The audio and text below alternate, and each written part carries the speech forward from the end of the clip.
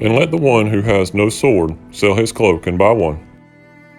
Alright, today what I want to go over is how to clean. We're going to disassemble the magazine, and I want to show you how to clean and deburr it, so stay tuned.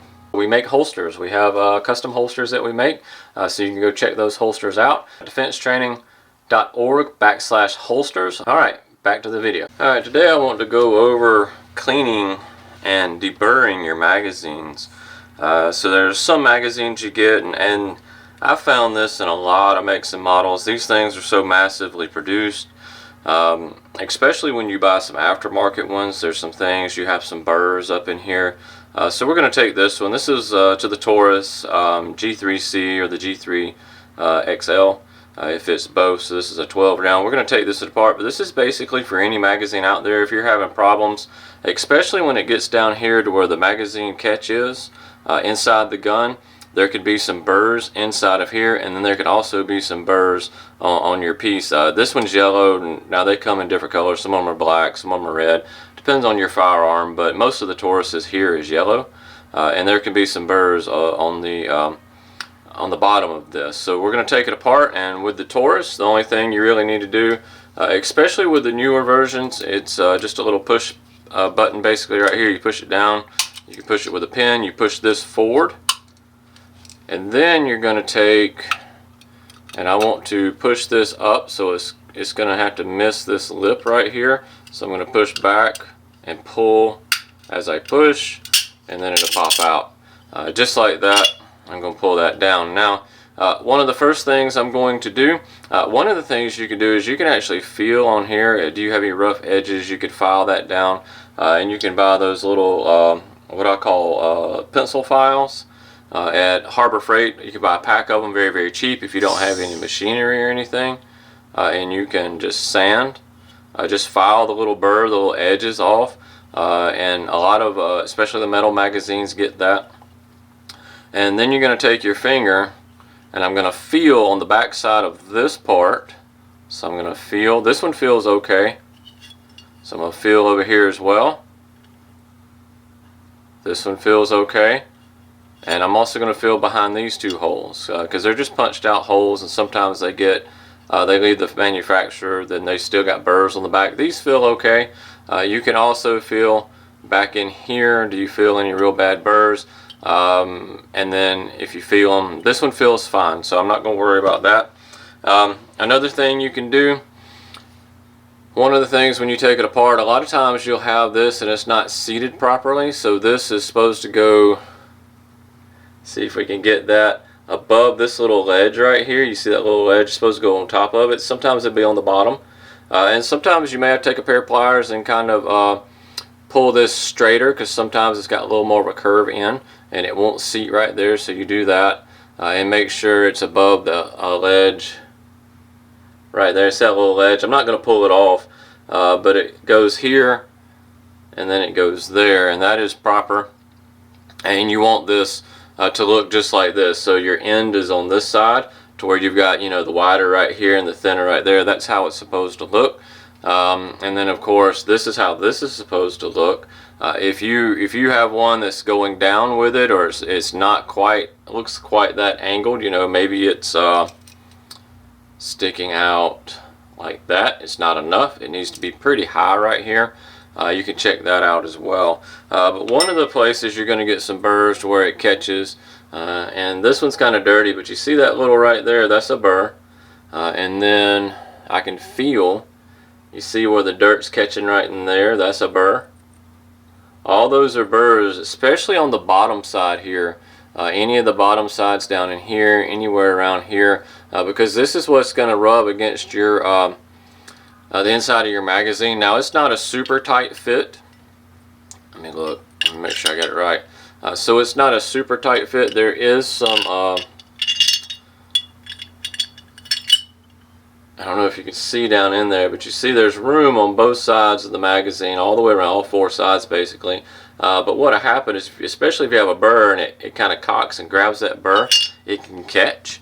So if you're like loading your magazine and then your magazines get like, seems like stuck, and then you knock the back of your magazines and it pops forward, and then you load another two and pop forward. A lot of times what's happening is burrs on the back of here are catching it, or burrs down in here. They're just catching those burrs and it's just stopping. So what I'm going to do is I'm actually going to go polish this up. I actually, since I make holsters, I have a polishing on a wheel. So I'm going to hit it with a light, a sander basically. So I'm going to hit that real quick. We'll come back and we'll look at it. Alright, I'm back and I got it polished up.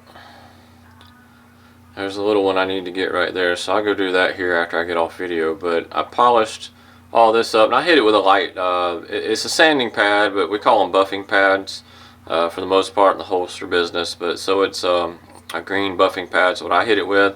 I got all of that, kind of gave it not a super angle, but kind of went this way with it. So if you've got your little files, just kind of curve around like that. You don't want to take a whole lot off, you just want to get those burrs. Also, one place you can find burr is right in here. I had a burr right in there, so I got that off. Sometimes you'll have burrs up in here, get that off.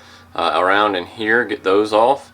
And because what you want, even coming back up, if it catches a burr and it hits and it sticks, you don't want that. You want it to where it's just flowing nice and smoothly up through there. And a lot of times these burrs can catch going down, and these burrs can catch going back up.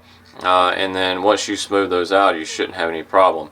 Now, as far as cleaning it, I'll take this and I'll actually use some Simple Green, the heavy duty, the purple stuff. They call it Simple Green still, but it's purple. I'll just clean it off with the Simple Green, and then I'll wash it off, and I'll blow dry it with some air. The same thing in here.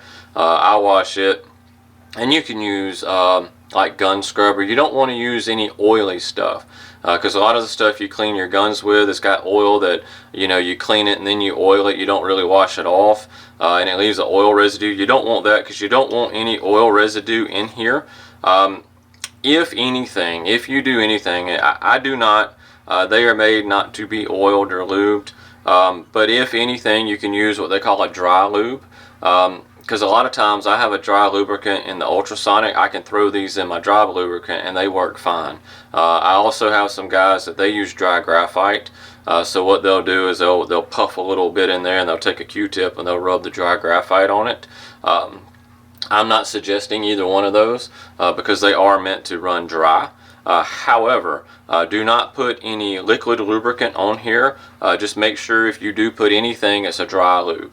It is not an actual wet lubricant, because that will cause it to stick and do all that. If you can see, this one's kind of dirty down in there, and the lubricant will make the gunpowder and residue stick down in there, cause all this to really start hanging. You see how that's sticking there? So I need to wash this off and make sure all that's gone so it doesn't do that. But that's really all that's to it. Just make sure when you're putting it back together you've got it the right way, and then if you look, basically you can match your where this pushes up your slide lock, so you can match your slide lock part on both of those, and it goes in like that. And then you have it here, and then I'm just going to push it back down. I'm going to wiggle it. I got to make sure what I want to do is make sure these little ears right here are beyond that point. So the ears need to be beyond, and then I can slide it back. Once I get it in, both sides down, and it slides back just like that. And then this, you just look at it, and it goes on like this. It can't even come from that way. So it's going to go on this way. Push that down. And that's all it is. Make sure that pops up in there, and that's all there was to it. And then you can try it again to make sure nothing's catching. So if you're having any problems with your magazines, you need to clean them. I do clean mine usually in the ultrasonic, but you may have burrs on your piece here, and you may have burrs on the inside of your magazine. So it can be at where the peak slots are, the viewing slots, whatever you want to call them. And some of them have a bunch of them, right? So you've got a bunch, especially like the Glock, there's a whole bunch back here. So check every single one of those, and if they are, just take one of those files down in there, and you'll just sand just to get the burr off. You don't want to take any material off the magazine, but make sure you're just hitting where the burr's at, get that burr off. and then you'll be good to go, and that way that will prevent this from catching on anything in there. And clean your stuff. I don't clean mine every single time for sure. However, I do clean mine once it starts really doing some building up in here. I'll clean it, I'll pull it all apart. In fact, I'll take a toothbrush down in here and I'll get all that stuff out. I'll dry it out real good, and then again, like I said, I'll put it in the ultrasonic dry lube, which has never caused a problem for me. And I know a lot of guys say they use dry graphite, and they say they have good success with that. Again, I'm not suggesting either way. It's meant to be dry, so I suggest running it dry. However, I do use dry lube on mine sometimes. So I do that and I haven't had any problems, but just clean them off, make sure they're totally dry, and just keep them dry. You'll be fine with that as well. What you don't want to do is you don't want to have any of that oil, that wet lubricant basically coming down in here, and that's why you don't want to over oil your guns either, because a lot of that wet lubricant will get down in there, and you don't want that, and that'll cause you some problems with your magazines as well. Alright guys, I just want to show you how to pull these apart, clean them, make sure they're deburred here and on where your magazine catches are, and your view holes, peek holes, whatever you want to call them, where it tells you how much ammo you've got in it. And again, like the Glock has a bunch back here, and even the Glocks, they're prone to manufacturing defects. They ship them out, they don't know. Now most manufacturers are good about it. You can send it back. However, I just pull mine apart and I just deburr them. Because I'll take them apart and do that anyway. I'll smooth them out real good on the sides just like that anyway. I just haven't done this one. I've done most all my other magazines. In fact, I had a hard time finding a magazine that I hadn't done to make a video about it. Alright guys, this is Spencer Defense Training. Stay safe, stay armed. Hey, we want to take a second just to let you know that we offer concealed weapons classes in South Carolina. We are in Anderson, South Carolina. So if you're local to us, check us out at defensetraining.org. We also offer other training as well. You can check that out again, defensetraining.org. Also, we make holsters. We have custom holsters that we make, so you can go check those holsters out.